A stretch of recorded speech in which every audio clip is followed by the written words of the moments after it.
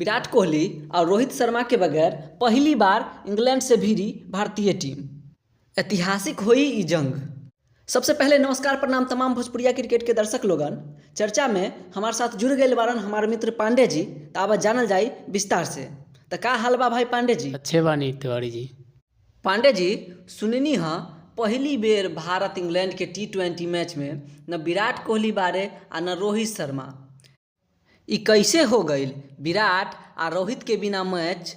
तिवारी जी, 2024 के T20 world cup जीते के बाद विराट और रोहित दोनों T20 से संन्यास के घोषणा कर दिलस रह।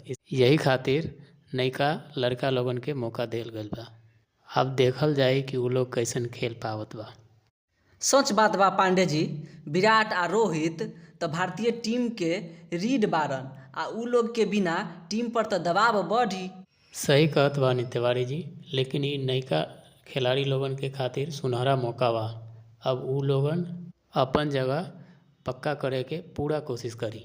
Pandey ji, head two head record देखनी हाँ, इंग्लैंड तो मजबूत टीम बा आ उ लोग के खिलाफ बिना रोहित और विराट के टीम के जीतल आसान न होखी। सही बात बा तिवारी जी, लेकिन भारतीय युवा खिलाड़ी में बहुत उत्साह बा।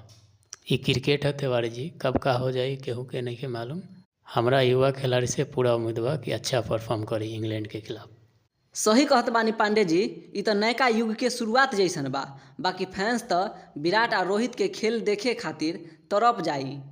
हाँ, लेकिन टीम के भविष्य खातिर ही बदलाव जरूरी बा। चैंपियन ट्रॉफी 2025 के तैयारी भी जरूरी बा।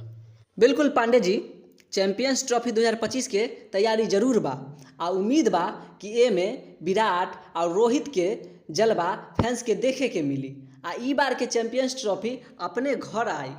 आप लोगन के का राय बा कमेंट में लिखी आ चैनल के सब्सक्राइब करके अपन सपोर्ट दिखाई आ क्रिकेट के हर चर्चा अपडेट खातिर यही जगह पर मिलते रही। धन्यवाद।